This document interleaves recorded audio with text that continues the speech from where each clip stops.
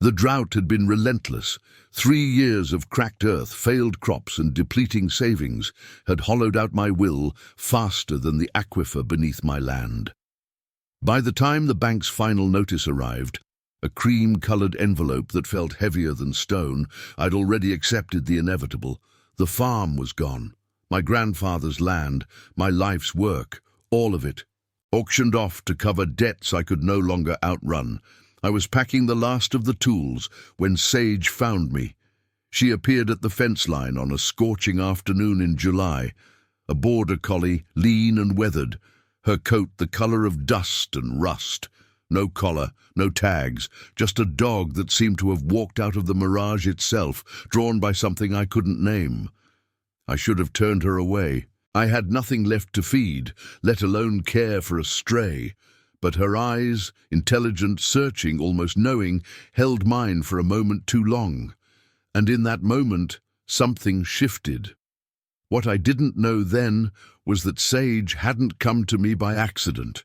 She'd come to lead me toward the only thing I had left, the truth about what lay beneath the dying land. This is the story of how a dog and a broken man learned that sometimes the greatest redemption isn't about saving the farm. It's about discovering what the farm had been protecting all along. Chapter 1. The last day. The auction notice had given me 60 days. I'd used 45 of them staring at it. By day 58, I'd loaded most of the equipment onto the flatbed, the old John Deere, the seed drill, the hay baler that my father had rebuilt with his own hands. Each piece I lifted felt like I was dismantling my own skeleton. The barn was cavernous now, echoing with the memory of full stalls and purposeful work. Dust motes hung in the afternoon light like tiny accusations. I was wrapping the last of the hand tools in burlap when I heard her. A low whimper, then a sharp bark, the kind a herding dog makes when it's working something out. I straightened, wiping sweat from my forehead, and walked toward the sound. The heat had been brutal. The thermometer nailed to the barn door read 127 degrees.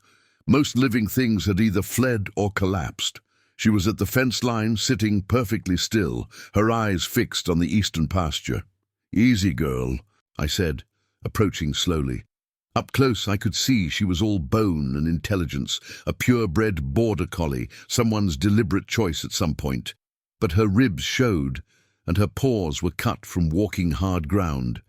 Someone had abandoned her, or she'd escaped, or she'd simply decided to move on from wherever she'd been. In a drought, even loyalties starve. "Nothing out there for you," I told her, and I meant it. The eastern pasture was dead, completely dead. 2 acres of cracked white-grey earth that hadn't seen green in so long I'd almost forgotten what it looked like. The well pump had given up months ago, and I hadn't had the money to repair it. But Sage wasn't looking at the pasture. She was looking at something beneath it. She barked once more, sharp and urgent, then turned and fixed those eyes on me again. It was the kind of look a border collie gives when it knows something you don't. When the dog has read the landscape like text, and you're still staring at the blank page. "Come on," I said, holding open the gate. "You'll die of thirst out there." It was cruel maybe, but honest. I had maybe enough water for another week. Sharing it with a stray felt like admitting defeat faster. She didn't move. Instead, she walked 3 paces into the pasture, lay down in the dust and stared back at me. I left her there that night, locked the gate, went inside to the empty house and drank lukewarm water from the tap, listening to the pipes groan like they were dying too. But the next morning, she was still there, lying in the same spot, as if she'd spent the night standing guard over something invisible. When I opened the gate with my coffee still hot in one hand, she stood, shook the dust from her coat, and looked at me with that same urgent intelligence. "All right, Sage," I said. I don't know why I called her that. The name just came. "All right, let's see what you know. If you're enjoying this journey so far, tell us in the comments where in the world you're watching from." Chapter 2. The First Sign. I brought her water in an old metal basin, and she drank it down in steady, measured gulps. Not desperate, not frantic, just deliberate. A working dog. Someone had trained her well. While she drank, I walked the eastern pasture, really looked at it for the first time in months. I'd stopped looking at this land a long time ago. Looking at it just hurt. But Sage had been trying to tell me something. Near the fence line where she'd been sitting, the earth had a different texture. Not quite a depression, but a subtle change in how the dust settled. I crouched down and ran my hand across it, even in the heat. Even through the drought's punishing dryness, I could feel it. A slight coolness in the soil, maybe 2 inches down, and when I breathed near it, I caught something else. A faint mineral smell, almost like iron. "Water," I said aloud, and Sage's head came up immediately. She trotted over and lay down again in exactly the same spot, her nose pointing at a precise angle into the ground. My heart was still a stone in my chest. I'd learned not to hope, but something in my hands had started to tremble. I went back to the barn and found the old dowsing rod my grandfather had used 40 years ago, back when the first well was dug. It was wooden, worn smooth by decades of hands, and I'd kept it more out of sentiment than belief. I'd never been the superstitious type. But I was also a man with 60 hours left on his farm, and superstition was starting to look a lot like prayer. I walked the pasture with the rod held loosely in my hands, following no particular pattern, just letting my feet find their own way. Sage followed 3 paces behind, never moving ahead, never falling back. A herding dog's discipline, even in this strange new work. 40 minutes later, the rod dipped. It wasn't dramatic, not like the stories you hear. It was subtle, a gentle pressure downward that I almost convinced myself was my own unconscious bias. But it happened in the exact spot where Sage had been sitting. And when I walked the circle around it, the rod dipped again, stronger this time, in the same location. I sat down in the dust and looked at the dog. "You found something," I said, not a question. Sage blinked, and if I didn't know better, I would have sworn she nodded. That night, I didn't pack any more tools. Instead, I borrowed a shovel and a metal detector from Tom Hendricks, my neighbor 3 miles south. Tom didn't ask many questions. He was dealing with his own drought demons. But when I told him I was digging in the eastern pasture, he raised an eyebrow. "That ground's been dry since before the drought," he said. "I know," I replied. He handed me the metal detector without another word. We'd known each other 30 years. Sometimes that was enough. Chapter 3. The dig. I started digging at dawn, when the air was still cool enough to breathe. Sage lay at the perimeter of my work, her eyes tracking every shovel stroke. I went down 2 feet, 3 feet, the earth getting gradually harder as I descended. The sweat poured down my face and back, mixing with the fine dust, turning to mud in the creases of my skin. My shoulders burned. My hands, already calloused from years of farm work, began to blister. At 4 feet, the shovel hit something. Not rock. I knew the sound of rock. This was different, metallic, solid. My breath caught. I cleared the dirt carefully now, on my knees, using my hands and a small brush to uncover what was beneath.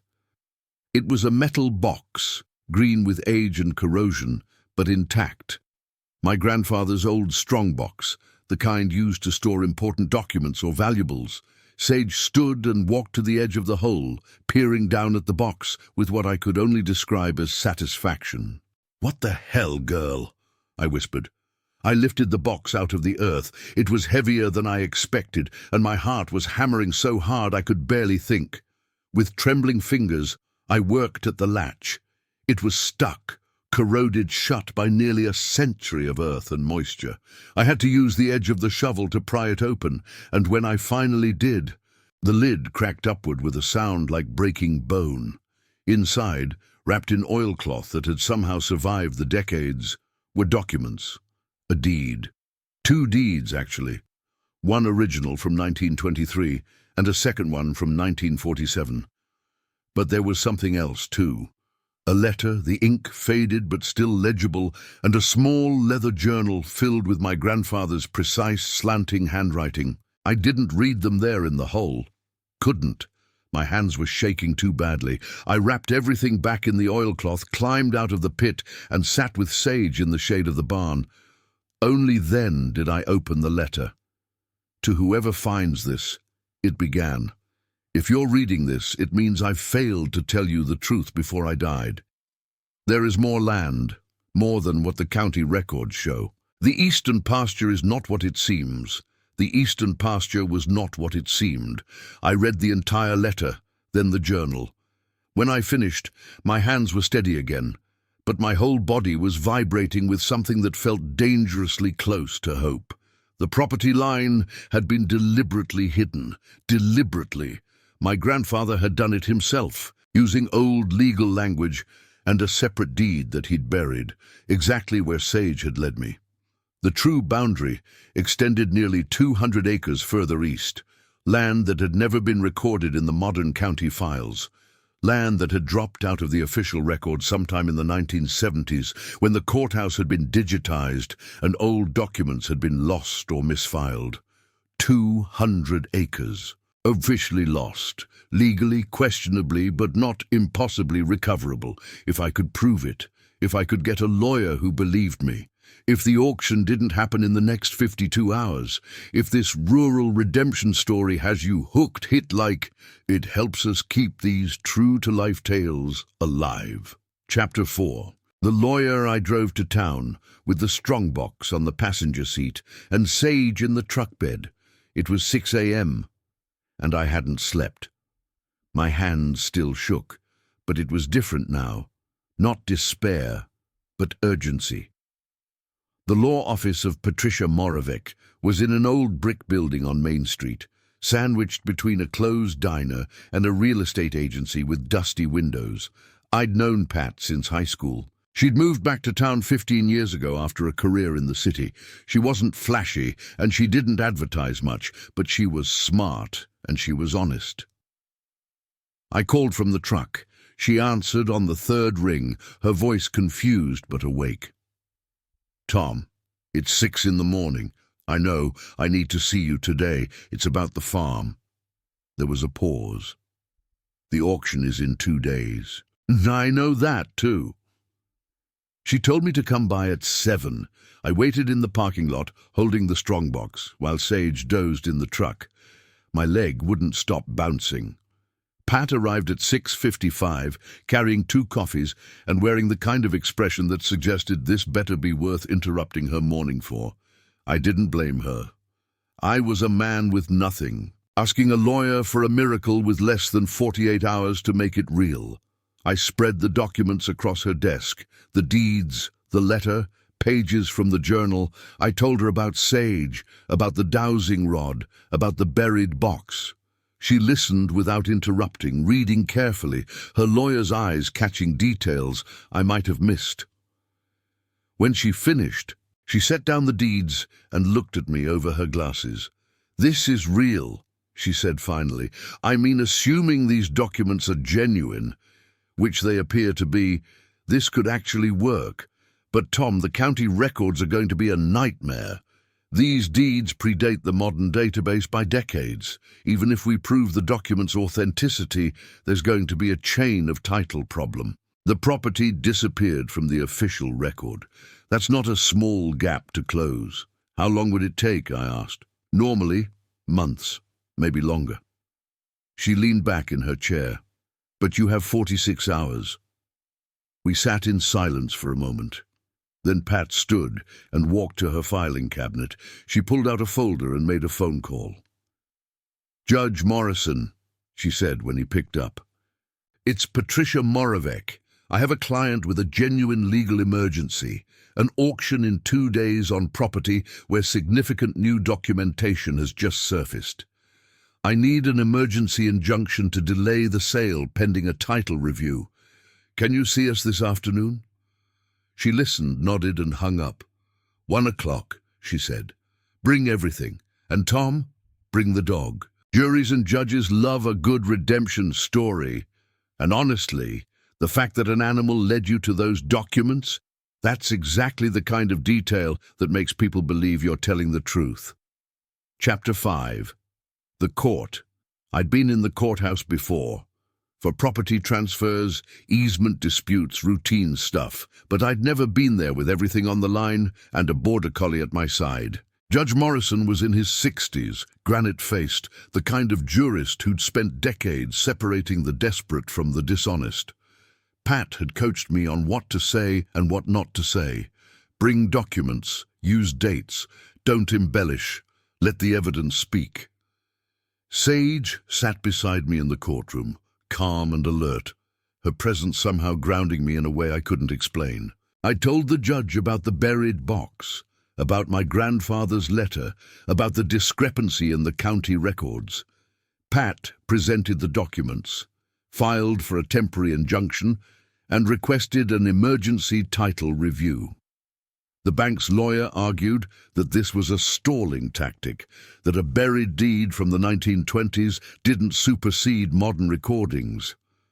"Your Honor," Pat said, "my client isn't disputing the bank's claim on the original property.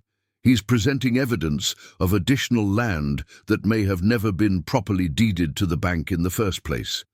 If those 200 acres exist and are legally his, the collateral for the loan changes substantially. The bank may not have a claim on property they didn't know existed." The judge looked at the documents for a long time, then he looked at Sage. "Tell me about the dog," he said. I did. I told him how she'd appeared, how she'd led me to the spot, how she'd somehow known. I could feel the lawyer across the table rolling his eyes, but the judge just nodded, making notes. When I finished, he set down his pen. "I'm going to grant a preliminary injunction," he said. "The sale is postponed, pending a full title review. Mr. Hendricks, you'll need to work with the county clerk and this court to establish chain of title on those additional acres. This is highly irregular, but the documentation you've presented is legitimate.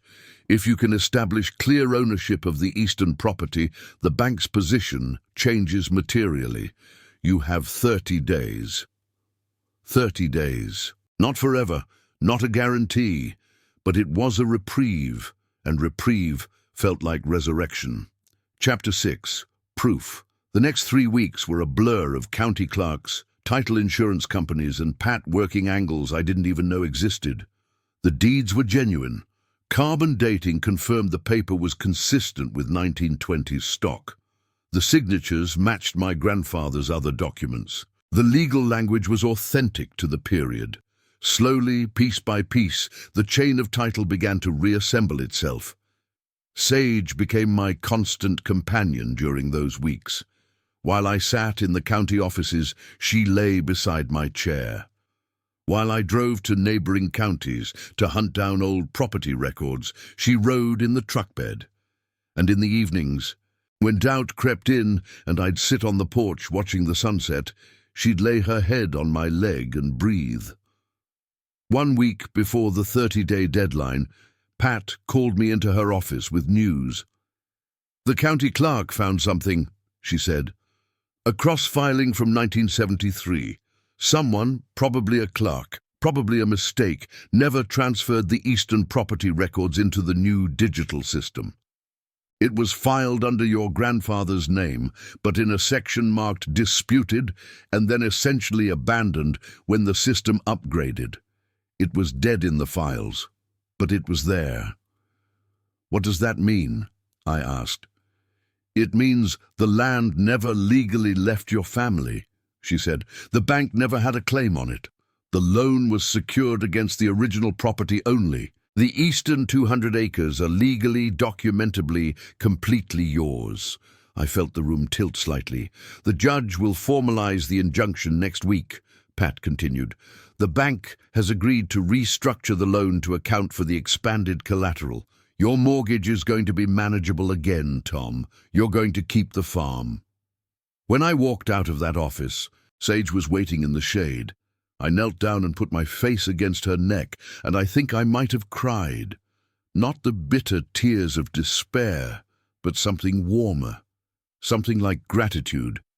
If this rural redemption story has you hooked, hit like, it helps us keep these true-to-life tales alive.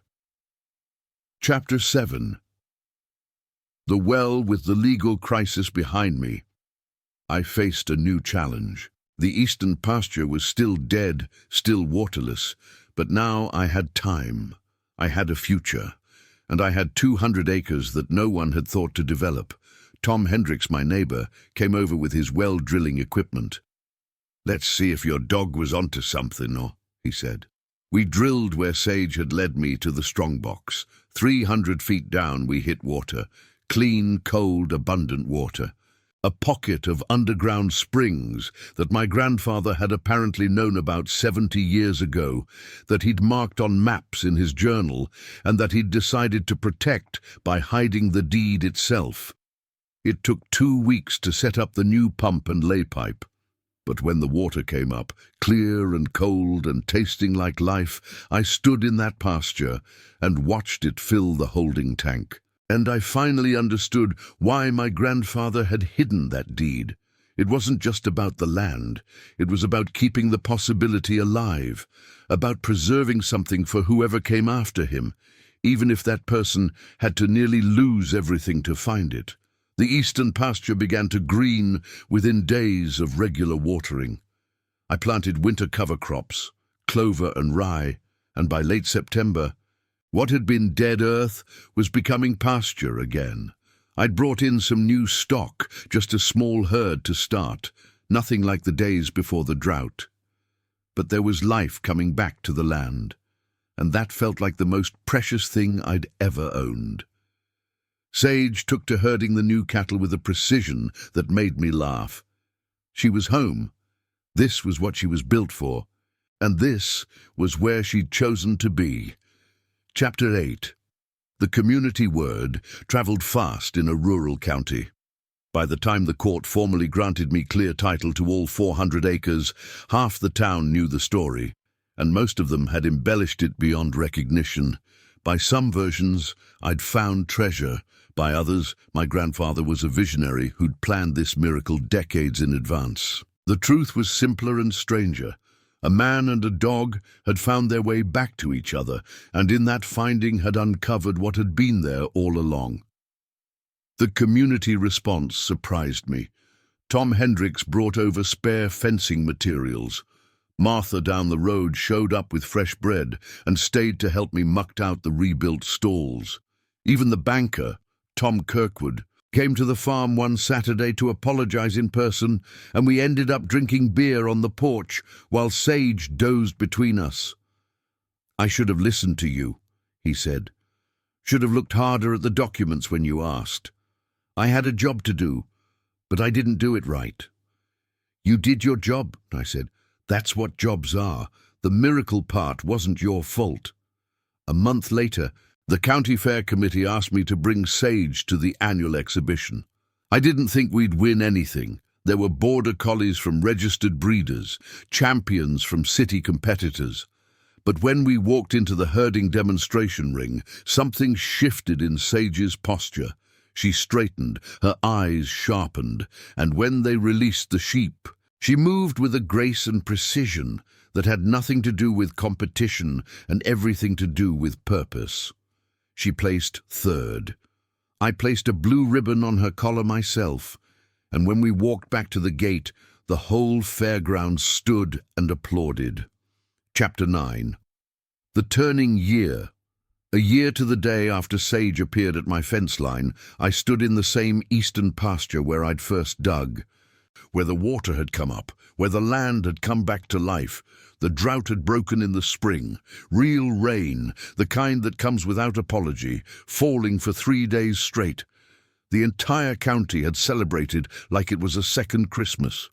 My wells held steady, my crops came in strong, and the eastern pasture, which had seemed dead forever, was now the most productive part of my operation. I'd hired a hand, a young man named Daniel from 2 towns over, who'd grown up on a farm but had left for the city and found it wasn't for him. He lived in the old cottage at the north edge of the property and worked alongside me every day. We were rebuilding something together, something that felt alive in a way the farm hadn't in years. Sage was 5 now, no longer the desperate stray, but the quiet heart of everything we did. She was teaching Daniel how to work cattle, just as she'd taught me what lay buried beneath the broken ground. There was intelligence in every move she made, intention in every look, and I realized, standing there in the September evening, that she'd been a guide from the very beginning, not just to the deed, but to the possibility that redemption was possible at all. The bank had become a regular visitor too. Tom Kirkwood had left lending to start a small agricultural consulting firm. We'd become something like friends. "You ever think about what would have happened if she hadn't shown up?" he asked me one afternoon, standing at the fence line where Sage had first appeared. "Every day," I said. "I'd be selling insurance in the city probably, or working construction, definitely not here." "Then that dog's worth more than gold," he said. "She's worth more than that," I replied. "She's worth more than knowing who you are." That night I wrote it down in my grandfather's journal, the one I'd kept after finding it in the strongbox. I wrote about Sage, about the year that had passed, about the way despair had transformed into something I could barely name. Not just hope, but the understanding that sometimes the most important things are the ones we almost miss entirely. Sometimes redemption comes wearing fur and intelligence, arriving exactly when the heart is ready to receive it. I closed the journal and looked out the window toward the eastern pasture, where the new grass was coming in thick and green, where the water ran clean and cold, where everything was beginning again.